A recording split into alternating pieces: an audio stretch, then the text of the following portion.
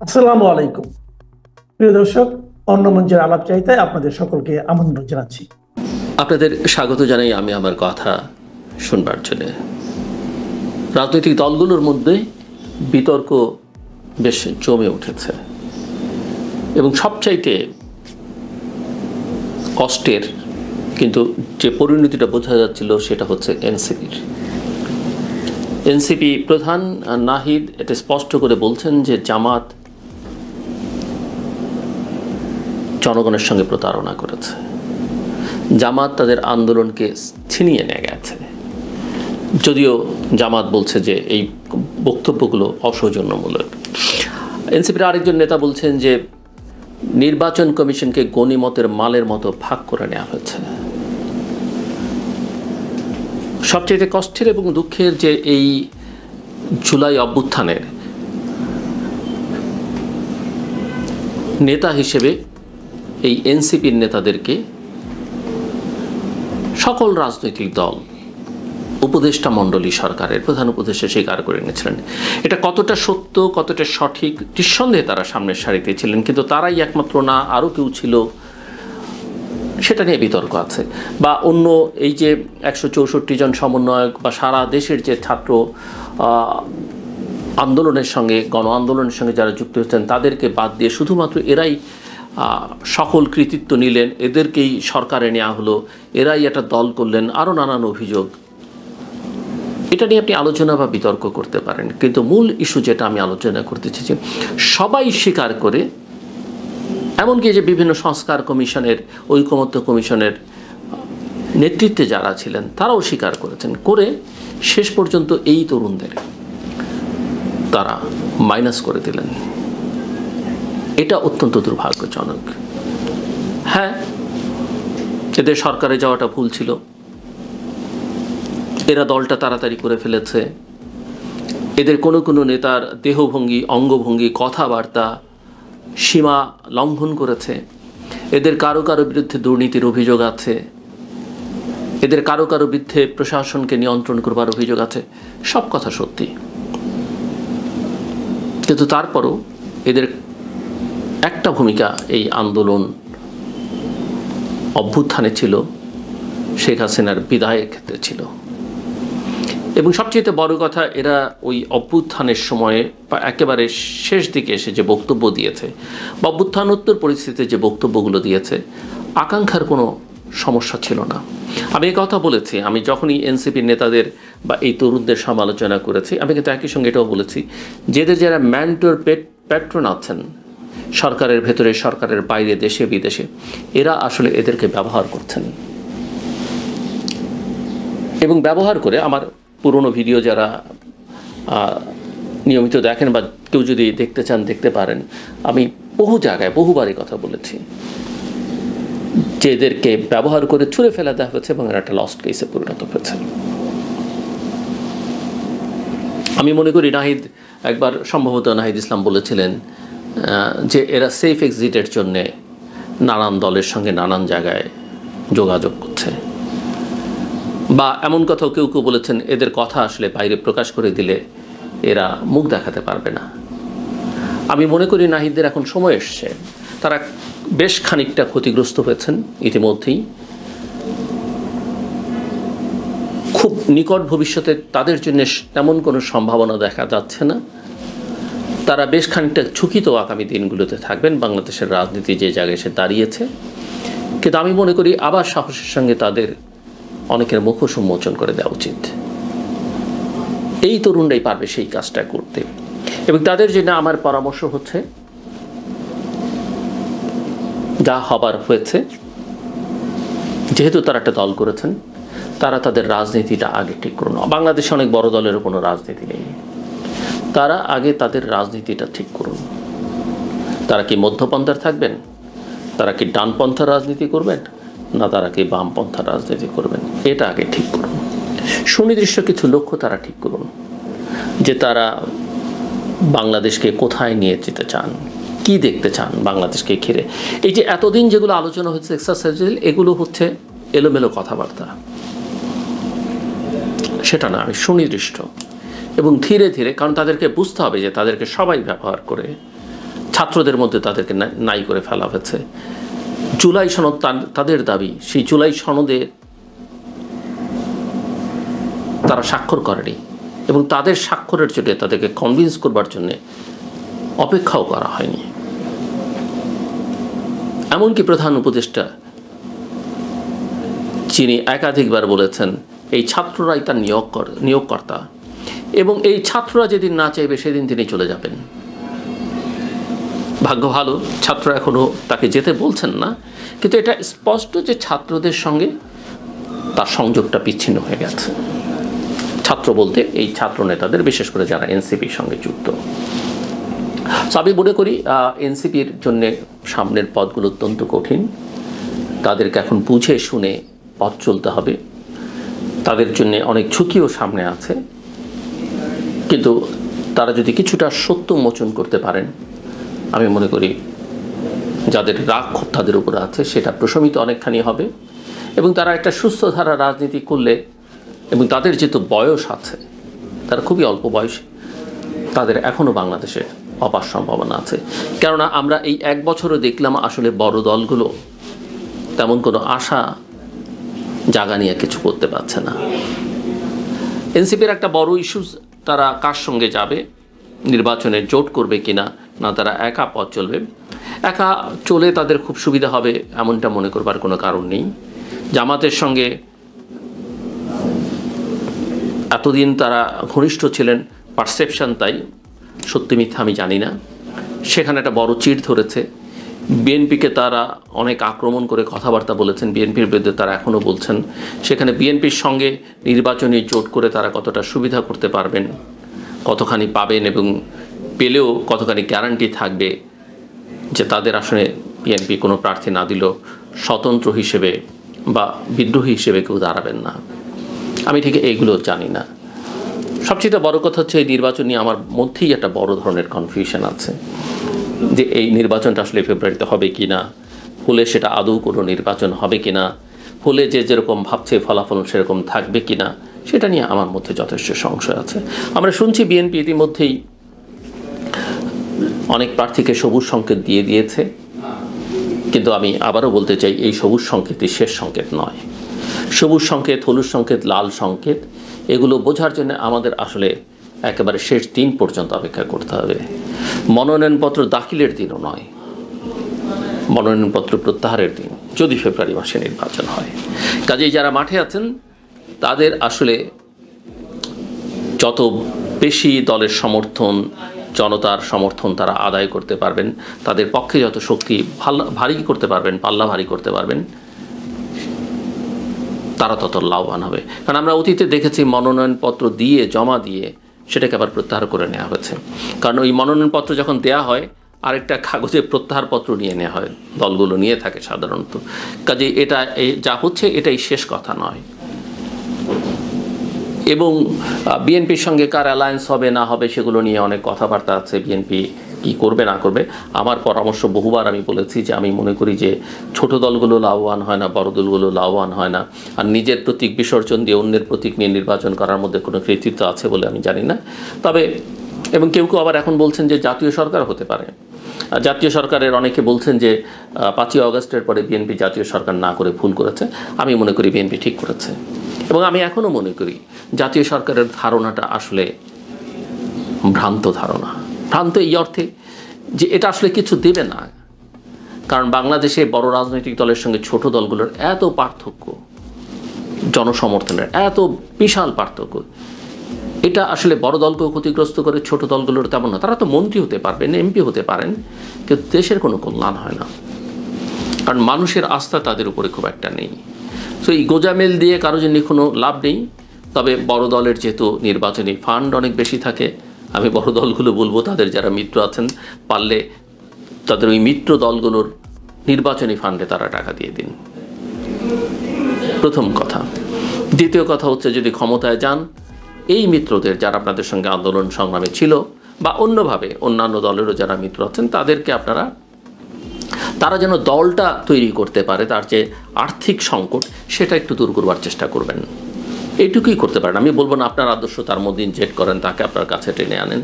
আর জামাতের নিয়ে বেশি কথা বলার নেই, কারণ যে যার রাজনীতি করবে, জামাত, বিএনপি, আওয়ামী লীগ, এনসিপি, আমার কিছুই যায় আসে না। বাট অ্যাজ অ্যান অ্যানালিস্ট আমি আমার বিশ্লেষণটা করি, কোনটা ভালো আমার চোখে, কোনটা মন্দ সেটা বলবার চেষ্টা করি। প্রত্যেকটা দলের অধিকার আছে, এবং আমি যেহেতু নানা কাজের সঙ্গে যুক্ত, আমি চাই আমার কাজের মধ্যে সবাইকে অন্তর্ভুক্ত করতে। সো আমার কোনো পক্ষপাতিত্ব নেই। তবে জামাত সম্পর্কে আমি এর আগেও বলেছি যে জামাত ইতিহাসে খুব কম সময়ে রাইট ট্র্যাকে থেকেছে। এটা একটু সবার বিবেচনা করার দরকার, জামাতেরও বিবেচনা করা দরকার। জন্মের পর থেকেই জামাত এটা করেছে, কখনই ইতিহাসের সঠিক পথে জামাত থাকেননি। পাকিস্তান আমলের কথা বলি, বাংলাদেশের স্বাধীনতা সংগ্রামের কথা বলি, স্বাধীনোত্তর বাংলাদেশের, এবং জামাত বড় দলগুলোর সঙ্গে সখ্যতার নামে তারা তাদেরকে বিভ্রান্ত করেছে। 1986 সালে যখন আওয়ামী লীগ নির্বাচনে যায়, 5 দল এবং বিএনপি নির্বাচনের বাইরে থাকলো, কারণ বিএনপি এবং 5 দলীয় জোট বামপন্থীরা তারা তাদের কথা রেখেছিল। আওয়ামী লীগ সেই নির্বাচনে যায় একদিনের ব্যবধানে, যে আগে বলেছে যারা নির্বাচনে যাবে এরশাদের অধীনে তারা জাতীয় বিমান, পরের দিনে গেছেন শেখ হাসিনা। জামাতও গেছে, এবং জামাতের সেখানে ভূমিকা ছিল। একই রকমভাবে বিএনপির রাজনীতিতেও জামাত অনেক সময়ে অনেক প্রভাব বিস্তার করেছে। এই 18 নির্বাচনে যাওয়া থেকে শুরু করে এর আগে পরে বিভিন্ন সময়, যারা অনেক কিছু বিএনপির জন্য শেষ পর্যন্ত ইতিবাচক হয়নি। এবারও দেখেন এই যে এনসিপি কীভাবে বিভ্রান্ত হলো। জামাত কি বলেছে? জামাত বলেছে পিআর ছাড়া তারা জুলাই সনদে স্বাক্ষর করবে না। জামাত কি বলেছে? জামাত বলেছে যে জুলাই সনদের আইনি ভিত্তি ছাড়া এই সনদে তারা স্বাক্ষর করবে না, যেটা এনসিপি বলেছে। এনসিপি তার কথা রেখেছে, জামাত কিন্তু কথা রাখেনি, তো তারা গিয়ে স্বাক্ষর করেছে। এই স্বাক্ষর অস্বাক্ষরে তেমন কিছু যাবে বলে আমার কাছে মনে হয় না। এই সনদ প্রফেসর মোহাম্মদ ইউনূসের কাছে একটা বড় বিষয় হতে পারে, বা তার সরকারের কাছে। এই সনদ হয়তো তাদের ভাষায় তারা বলছেন, আমি ভবিষ্যতে দেখলে হয়তো অবাক হব যদি কোথাও কোনো পাঠ্যপুস্তক এটা থাকে। পৃথিবীর বিভিন্ন দেশে নাকি এটা থাকবে, তারা মনে করছেন। আমার কাছে মনে হয় না। আমরা বোকা হতে পারি, পৃথিবী এত বোকা নয়, বাইরের পৃথিবী, বাইরের দুনিয়া এত বোকা নয়। জাদুঘরে কলম টলম রাখা হবে, সেটা হোক, কিন্তু আমার কাছে এই সনদ খুব একটা গুরুত্বপূর্ণ না। একটাই গুরুত্বপূর্ণ, যে মাসের পর মাস কতগুলো রাজনৈতিক দল একসঙ্গে বসছেন। এর ধন্যবাদের একটা বড় অংশ পাওয়ার যোগ্য এই জাতীয় ঐকমত্য কমিশনের vice chairman professor Ali Riaz.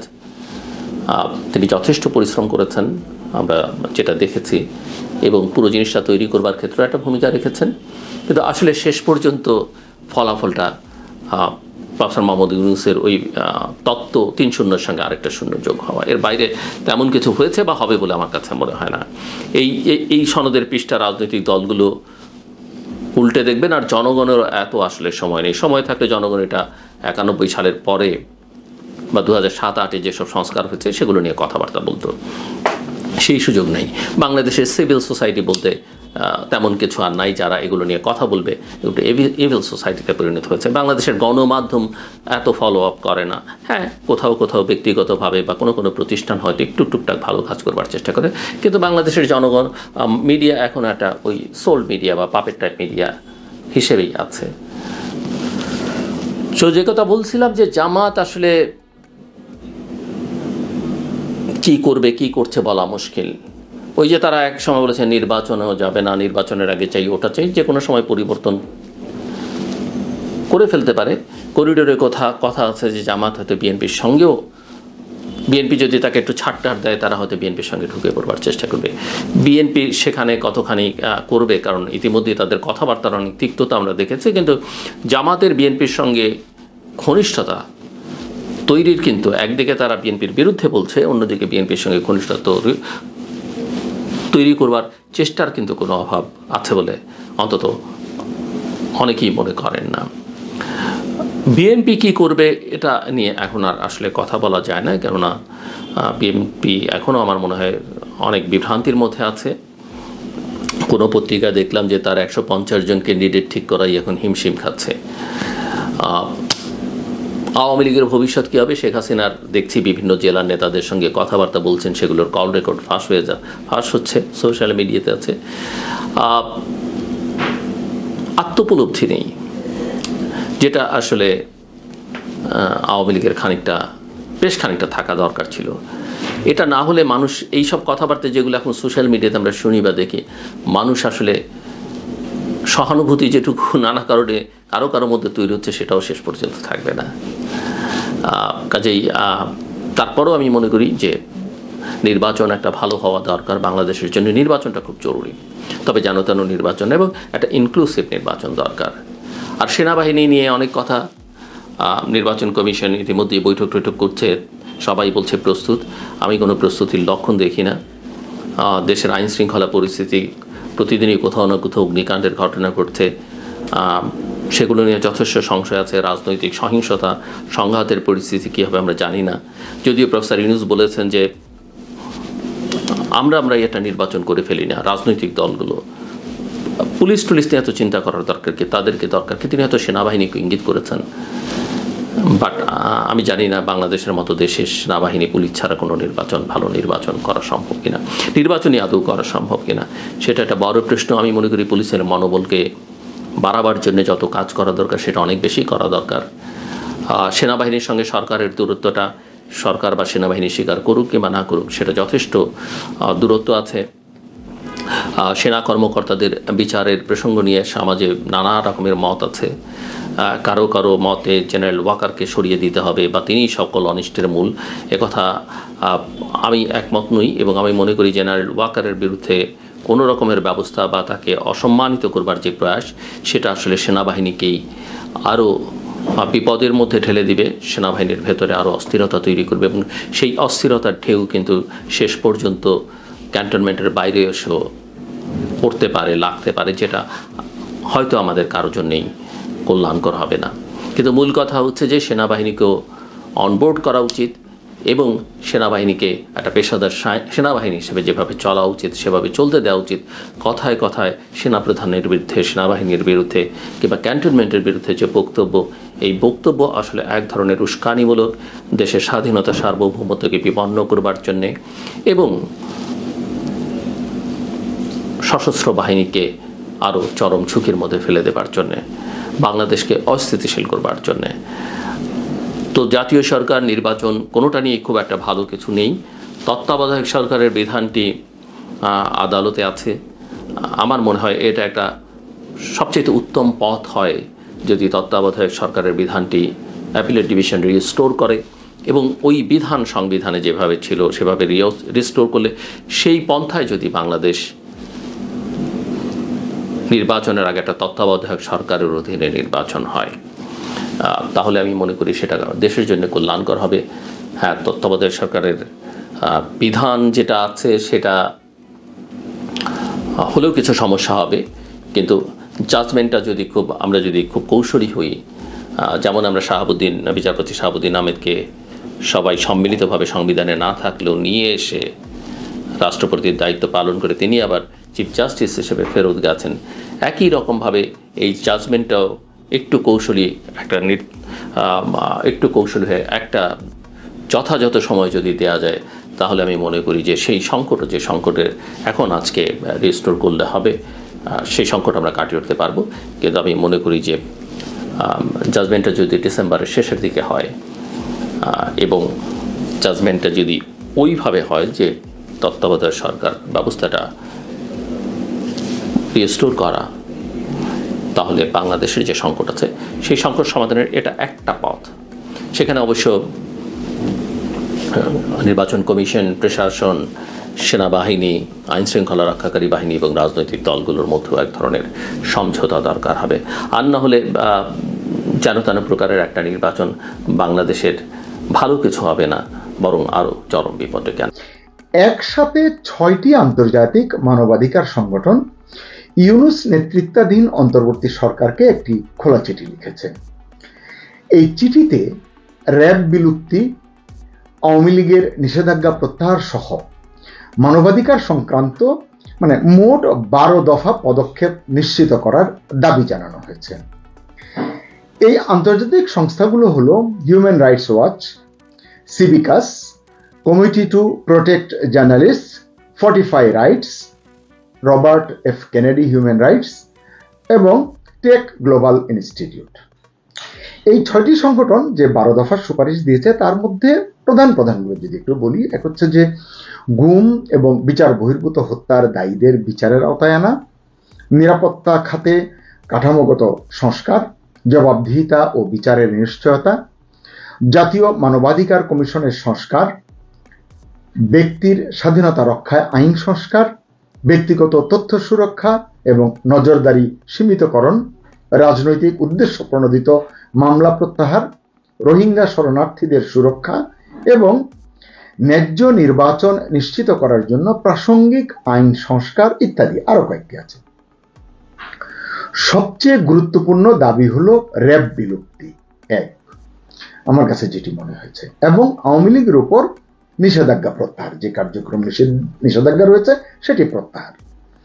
এখন যদি একটু দেখি যে আসলে এই চিঠিটি কি বিশেষ কোনো চিঠি, বিশেষ হয়ে থাকলে কেন বিশেষ? আমার কাছে যেটা মনে হয়েছে যে বিশেষ এই কারণে, একটি দেশের সরকারের প্রতি একাধিক আন্তর্জাতিক মানবাধিকার সংগঠনকে একযোগে এমন স্পষ্ট দাবি করতে সাধারণত খুব একটা দেখা যায় না, কিন্তু ইউনূস সরকারকে এমন চাপ দিল এই 6টি আন্তর্জাতিক সংস্থা, কোনোটি ফেলে দেওয়ার মতো সংগঠন নয়। এটি আমার কাছে মনে হয়েছে একটি নতুন ধরনের সংকেত। গত বেশ কিছুদিন ধরে দেশের অভ্যন্তরে কাজ করা মানবাধিকার সংগঠনগুলো আমরা দেখেছি যে তারা ইউনূস সরকারের নানান কিছু নিয়ে, নানান অসঙ্গতি, আইন শৃঙ্খলার চরম অবনতি, হেফাজতে মৃত্যু সহ মানে মানবাধিকার রক্ষার বিভিন্ন ইস্যুতে তারা এটি নিয়ে কথা বলেছে এবং পত্রপত্রিকায় সেগুলো যথেষ্ট গুরুত্বের সঙ্গে প্রকাশিত হয়েছে। এর পাশাপাশি দু একটি আন্তর্জাতিক মানবাধিকার সংগঠন কানাডা থেকে, লন্ডন থেকে, বিভিন্ন জায়গা থেকে আমরা দেখেছি যে তারাও মানে এইসব ইস্যুতে সরকারের সমালোচনা করেছে, সরকারের দৃষ্টি আকর্ষণ করেছে। এবং অতি সম্প্রতি আমরা দেখেছি যে আওয়ামী লীগের তরফ থেকে জেনেভায় জাতিসংঘের মানবাধিকার কমিশনের সদর দপ্তরে দেখেছি যে এই সংক্রান্ত অভিযোগ এবং দলিল দস্তাবেজ দাখিল করা হয়েছে আওয়ামী লীগের পক্ষ থেকে। আওয়ামী লীগের বেশ কয়েকজন নেতার কথাও তখন দেখেছি বিভিন্ন মাধ্যমে। আমি আরো আগে থেকেই বলছিলাম যে উল্লেখিত বিষয়ে কার্যকর পদক্ষেপ না নিলে ক্রমশ ইউনূস সরকারের উপর আন্তর্জাতিক চাপ বাড়তে থাকবে। এই কথা যে শুধু আমি বলেছি তা নয়, ইউটিউবে কাজ করেন অনেক সাংবাদিক, অনেক ইউটিউবার, তারাও কিন্তু এগুলো নিয়ে কথা বলেছেন, টক শোতে এগুলো নিয়ে কথা বলেছেন, বলে অনেক ট্যাগিং এর শিকারও তারা হয়েছেন বা হচ্ছেন। ইউনূস ঘনিষ্ঠ জাতিসংঘ মানবাধিকার কমিশন প্রধান ভলকার টুর্ক, আমরা জানি তিনি বাংলাদেশে কতটা প্রশংসিত, কতটা বিতর্কিত আমরা জানি, সে আলোচনায় যাচ্ছি না। এই টুর্ক সম্প্রতি সরকারের কিন্তু কিছু সমালোচনা করেছেন, এমনকি সরকারের নানান কাজে হুঁশিয়ারি উচ্চারণ করেছেন একেবারে সাম্প্রতিক। এটি নিয়ে আমরা কন্টেন্টও করেছি। কিন্তু কেন যেন ইউনূস সাহেবের সেদিকে নজর নেই, ইউনূস সাহেবের সরকারের সেদিকে মনোযোগ নেই, এটিই কিন্তু আমরা দেখছি। আইন শৃঙ্খলা পরিস্থিতির উন্নতির কোনো লক্ষণ কিন্তু আমরা দেখতে পাচ্ছি না। মাঝখানে বড় ধরনের 3টি অগ্নিকাণ্ড ঘটে গেল, এটি সরকারকে যথেষ্ট নাজেহাল করেছে, জনগণ হিসেবে, নাগরিক হিসেবে আমাদেরকে ভীত সন্ত্রস্ত করেছে, হতাশ করেছে। এছাড়া নানান ধরনের আন্দোলন তো রয়েছে রাজপথে, শিক্ষকদের আন্দোলনের কথা বলতে পারি। এছাড়া জুলাই সনদ স্বাক্ষরের পর রাজনীতিতে নতুন করে যে ক্যাচাল তৈরি হয়েছে, এসব মিলিয়ে আসলে মানে খুব একটা স্বস্তি কিন্তু নেই, জনগণের মনেও নেই, সরকারের মনেও নেই বলে আমার মনে হয়। এরই মধ্যে এই 6 মানবাধিকার সংস্থার এই ধরনের সুস্পষ্ট চাপ, আসলে সুনির্দিষ্ট দাবি করেছে তারা। এটিকে সরকার কিভাবে দেখছে আমি জানি না, তবে এটি যে রাজনৈতিক ও মানবাধিকার দৃষ্টিকোণ থেকে সরকারের উপর চাপ বাড়ানোর কৌশল, তা বলার অপেক্ষা রাখে না। 2026 সালের ফেব্রুয়ারিতে নির্বাচন যদি হয়, সে নির্বাচনকে সামনে রেখে এই চিঠির বক্তব্য, এই চিঠিতে উত্থাপিত দাবি এক প্রকার ভবিষ্যৎ রাজনৈতিক বিন্যাসের প্রস্তুতি বলে আমার মনে হচ্ছে। কারণ এই চিঠিতে 2টি বড় দাবি জানানো হয়েছে, বলেছি আগে। একটি হলো র্যাব বিলুপ্তির দাবি, মানে সংস্থাগুলো, এই 6টি সংস্থা নিরাপত্তা বাহিনীর অংশ হিসাবে র্যাবের ভূমিকা সম্পর্কে গভীর উদ্বেগ প্রকাশ করেছে। চিঠিটি বেশ বড়, আমি সংক্ষেপ করে সহজ করে আপনাদের সামনে উপস্থাপন করছি। তবে রাজনীতির অঙ্গনে আওয়ামী লীগের উপর নিষেধাজ্ঞা প্রত্যাহারের দাবি আওয়ামী লীগকে কিছুটা উজ্জীবিত করলেও সরকারকে বেকায়দা ফেলবার প্রস্তুতি বলে মনে হচ্ছে। সংস্থাগুলো স্পষ্ট করে বলেছে রাজনৈতিক দল নিষিদ্ধ থাকলে বহুদলীয় রাজনীতির স্বাভাবিক গতিবিধি ব্যাহত হয়। জানি না এখন সরকার কি বলবে। সরকার প্রধান তো ইতিমধ্যে বারবার বলেছেন অবাধ, সুষ্ঠু, গ্রহণযোগ্য নির্বাচন তিনি করতে চান, অনুকরণীয় নির্বাচন তিনি আয়োজন করতে চান, ঐতিহাসিক নির্বাচন উপহার দিতে চান। কিন্তু আমরা বারবারই প্রশ্ন তুলেছি, খেলার মাঠের অন্যতম একটি বৃহৎ দলকে খেলার বাইরে রেখে এই কেমন খেলা, এক পেশে হবে না সেই খেলা? এই প্রশ্ন আমরা কিন্তু তুলেছি, সবাই নয়, কেউ কেউ তুলেছেন। প্রধান নির্বাচন কমিশনারও বলেছেন কার্যক্রম নিষিদ্ধ থাকায় আওয়ামী লীগ আগামী নির্বাচনে অংশ নিতে পারবে না। তিনিও দাবি করছেন তারপরও যে অনুকরণীয় নির্বাচন করবেন। আমরা আওয়ামী লীগ ছাড়াও জানি জাতীয় পার্টি নির্বাচন করতে পারবে কিনা, তারা অংশ নেবে কিনা, এগুলো নিয়েও কিন্তু সংশয় রয়েছে। মানে এই যে সংশয়গুলো, সংকটগুলো, এসবের সন্তোষজনক সমাধান না করে সরকার চাইছে কেবলই কেতাবি কথা বলে স্বপ্নের ফানুস তৈরি করে মানুষকে বোলাতে। এখন দেশের অনেকেই এটা নিয়ে আসলে কথা বলছেন, আমরাও বলছি। এতে সরকার বা তাদের লোকজনের মন কিন্তু খারাপ হয়। তারা আমাদের কমেন্ট সেকশনে গেলেই বোঝা যায় তারা খুব মন খারাপ করেন, বাজে মন্তব্য করেন। কিন্তু এখন যে আন্তর্জাতিক 6টি সংস্থা বলছে, ধীরে ধীরে হয়তো আরো অনেক সংস্থা বলবে, অনেক দেশ বলবে, তখন সরকার কি করবে? ধরুন নয়, মানুন, নিশ্চিত আওয়ামী লীগ অন্যায় করেছে, অপরাধ করেছে। ঠিক আছে, এই অন্যায়ের কথা, অপরাধের কথা আপনারা জনগণকে বলুন, তাদেরকে বলুন আপনারা আওয়ামী লীগকে ছুড়ে ফেলুন, এটি দল নয়, এটি মাফিয়া, এটি খারাপ, যা যা বলবার আপনারা বলুন জনগণকে। সরকার বা সরকারের আশীর্বাদ পুষ্ট রাজনৈতিক যে দলগুলো আছে, মানে সরকারের ছায়ায় প্রচ্ছায় যারা আছে, তাদের বক্তব্য নিয়ে তারা যাক না মানুষের কাছে, জনগণের কাছে যাক। নির্বাচনের মানে দামার মতো বেঁচে উঠেছে, গিয়ে বলুক, আওয়ামী লীগের অন্যায়ের কথা বলুক, অপরাধের কথা বলুক, গুম, দুর্নীতি, লুটপাট যা যা আছে সবই তারা তুলে ধরুক মানুষের কাছে। মানুষকে বলুক এই দলকে বর্জন করতে। এটা যদি জনগণ বর্জন করে আমাদের কার কি করার আছে? তা না করে সরকারি পাওয়ার খাটিয়ে নির্বাহী আদেশে ষড়যন্ত্র করে একটি দলকে রাজনীতি থেকে, নির্বাচন থেকে দূরে রাখতে চাওয়া, এটি আসলে সরকারের যে ফেসিবাদী চেহারা, এটি মানুষের সামনে উন্মোচন করে দিচ্ছে। এটি আমরা বলছি, এটি সরকার আসলে উপলব্ধি করছে না। তারপরও আমি বলবো সময় থাকতে বুঝতে হবে, নয়তো দেখা গেল আন্তর্জাতিক চাপ এমন ভাবে বাড়তে লাগলো, এমন এমন জায়গা থেকে আসতে লাগলো চাপ, তখন আর ইউনূস সাহেব উপেক্ষা করতে পারলেন না, কোনো উপায় থাকলো না তার সামনে। তখন সরকারের ভূমিকা নিয়ে, নিয়ত নিয়ে কিন্তু প্রশ্ন উঠবে। আগাগোড়া A to Z সরকারের ভূমিকা তখন নিন্দনীয় হয়ে উঠবে। ইতিমধ্যেই দেশের মানুষের কাছে এই সরকারের মুখোশ অনেকটাই খুলে গেছে। নানান ইস্যু আছে, সেন্ট মার্টিন, মানবিক করিডোর, চট্টগ্রাম বন্দর, আজকে শুনলাম কক্সবাজারের যে রেলওয়ে স্টেশন, এটিও বিদেশিদের কাছে দিয়ে দিতে হবে। আগুন লেগেছে কার্গো ভিলেজে, বিমানবন্দরের, অনেকে সমালোচনা করছে সরকার ষড়যন্ত্র করছে, কূটকৌশল করছে, এটিও কোনো বিদেশি সংস্থাকে দিয়ে দেওয়ার। আমি জানি না কি করবে সরকার, কিন্তু সরকারের আচরণ মানুষ যে সমালোচনা করছে এটি গুজব হলেও এটিকে বিশ্বাস করতে মানুষকে উদ্বুদ্ধ করছে, প্রাণিত করছে। সরকার এই জায়গাটি থেকে কেন মনোযোগ দিচ্ছে না? কারণ এই সরকারের মুখোশ যে বললাম অনেকটাই খুলে গেছে। এখন শুধু বাকি পুরোপুরি বহির্বিশ্বের কাছে পুরোপুরি উদম হওয়া। কিছুটা ইতোমধ্যেই হয়েছে, বিভিন্ন ইউনূস সাহেবের সফর দেখলে কিন্তু আমরা বুঝতে পারি।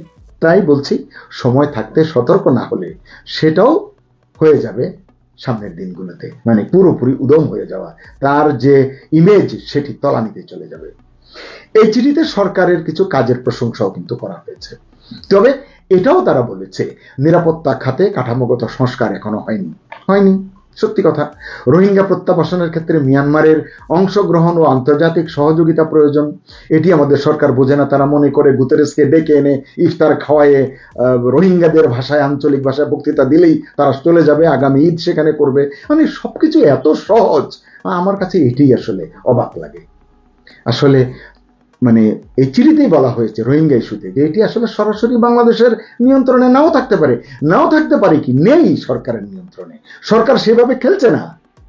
এসব মন্তব্য কিন্তু এই চিঠিতে করা হয়েছে। আমি জানি না সাধারণ মানুষের জন্য এই চিঠির আসলে সামগ্রিক অর্থটি কি। আমি বলবো সবকিছু নির্ভর করছে সরকারের সদিচ্ছার উপর। তবে সাধারণ ভোটারের কাছে, সাধারণ নাগরিকের কাছে এই চিঠি যেমন আমার কাছে মনে হয় একটি রেড লাইনের সংকেত। আবারও বলছি, রেড লাইনের সংকেত। এটি মাথায় রাখতে হবে। এই চিঠি যা বলছে, আগামী নির্বাচন শুধু ভোট নয়, মানবাধিকার, স্বাধীনতা এবং প্রতিষ্ঠান গঠনের মঞ্চ হতে যাচ্ছে, বা হবে, বা হওয়া উচিত, যেভাবে আপনি নেন না কেন। সরকার চাইলে এই চিঠিকে টাস্ক লিস্ট হিসেবে নিতে পারে, মানে অবশ্য করণীয় তালিকায় সরকার নিতে পারে। তাতে সরকারেরই লাভ হবে, যেটা প্রমাণমূলক এবং কার্যকর পদক্ষেপের নির্দেশিকা হতে পারে। কার জন্য? সরকারের জন্য। আবার সরকার উপেক্ষাও করতে পারে। কি করবে সরকার, এটা সরকারের ব্যাপার। তবে মনে রাখতে হবে, যখন আন্তর্জাতিক মানবাধিকার সংস্থাগুলো একসাথে এমন স্পষ্ট বার্তা দেয়, তখন এটি শুধু সিগন্যাল হিসেবে দিয়েছে এটি ভাবলে চলবে না। এটি হতে পারে একটি প্রতিশ্রুতি পর্ব, এমনকি পরীক্ষা পর্ব সরকারের জন্য। সেই পরীক্ষায় ফেল করলে ইউনূসের জন্য আগামী দিনগুলো দুর্বিষহ কিংবা অসহনীয় হয়ে উঠতে পারে। তাই সরকারের কার্যকর পদক্ষেপ এবং সময়োপযোগী সিদ্ধান্তই নিশ্চিত করতে পারে এই 6 মানবাধিকার সংস্থার খোলা চিঠি কি শুধু একটা প্রেস রিলিজ হয়েই থেকে যাবে, নাকি এই 6 সংস্থার আবেদনে সাড়া দিয়ে ইউনূস সরকার সত্যিই বাংলাদেশে একটি নতুন অধ্যায়ের সূচনা করতে উদ্যোগী হবে। অনেকেই বলতে পারেন এটা শুধু একটা আন্তর্জাতিক চিঠি, কিন্তু আমি বিনয়ের সঙ্গে বলতে চাই, এটাই হতে পারে বাংলাদেশে এক নতুন পরিবর্তনের প্রাথমিক অধ্যায়।